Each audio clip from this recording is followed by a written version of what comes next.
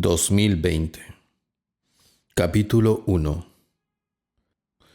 Rodolfo siempre había sido una persona práctica, con los pies en la tierra, y en el 2020 lo encontró a mitad de la vida, en plena cotidianidad. Era un hombre que junto a su esposa soñaba desde hacía años con tener un hijo. La idea de una familia completa era un anhelo que lo sostenía, una meta constante. Cuando la pandemia del COVID-19 golpeó, sus sueños se vieron opacados por la incertidumbre. Como todos, vivió el encierro, el miedo constante al contagio, el peso de las noticias que hablaban de los hospitales desbordados y sus vidas suspendidas. Y aunque en un principio pensó que la tragedia no le alcanzaría, que su rutina podría mantenerse intacta, fue inevitable sentir que el mundo entero se desmoronaba. Pero los días avanzaron y así como un milagro la pandemia empezó a disminuir. Los científicos anunciaron una cura, las vacunas hicieron su trabajo y el mundo respiró aliviado. Para Rodolfo y su esposa, ese regreso a la normalidad fue como un renacer. Pronto llegó la noticia que tanto habían esperado. Iban a ser padres. En el 2024, con el nacimiento de Leonardo, su vida parecía encaminarse finalmente hacia ese sueño. Rodolfo, su esposa y su hijo se convirtieron en una familia feliz, compartiendo los días con una aparente normalidad y dejando atrás el miedo que había marcado el 2020. Sin embargo, había algo inquietante en esa paz. Capítulo 2. Rodolfo empezó a notar que los días pasaban de forma extraña, fugaces como si estuvieran deslizándose fuera de su control. El tiempo vuela, se repetía, sin prestar demasiada atención, y su esposa lo corroboraba diciéndole que eso era natural, que los niños crecían rápido. Pero había algo más, una sensación que lo envolvía en un aire denso y confuso. En las madrugadas, cuando el insomnio lo asaltaba, miraba a Leonardo dormir y sentía un peso indescriptible. El niño parecía casi etéreo, bajo la tenue luz de la noche. Su respiración suave llenaba la habitación de un silencio que lo asfixiaba. Su esposa, siempre observadora, lo notaba distraído, pero cada vez que él trataba de explicarle, ella desviaba la conversación hacia las tareas del día, los compromisos familiares o las labores de la casa. «Recuerda que tienes que llevar a Leonardo al colegio», le decía por las mañanas, y Rodolfo asentía, aunque sentía que los días se entrelazaban en una especie de bucle. Había otro asunto que lo inquietaba.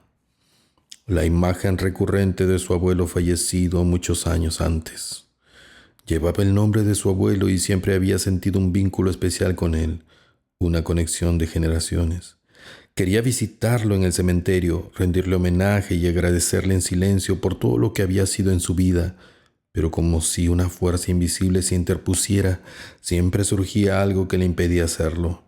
«No te olvides de podar el jardín», le recordaba a su esposa. O «hoy te toca hacer las compras», mientras Leonardo con su voz suave le pedía que jugara con él o lo acompañara a alguna actividad. La vida se le llenaba de pequeñas tareas, todas necesarias, pero todas aplazando su deseo de visitar la tumba de su abuelo. Capítulo 3.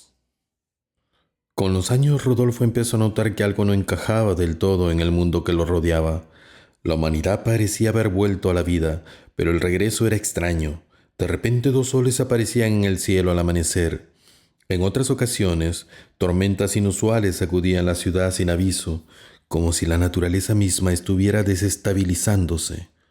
Los noticieros mencionaban fenómenos cósmicos inexplicables, avances tecnológicos impresionantes, descubrimientos científicos que rozaban la ciencia ficción. Sin embargo, la gente seguía con sus rutinas, adaptándose con una normalidad desconcertante, como si el mundo que conocían no se estuviera desmoronando frente a sus ojos.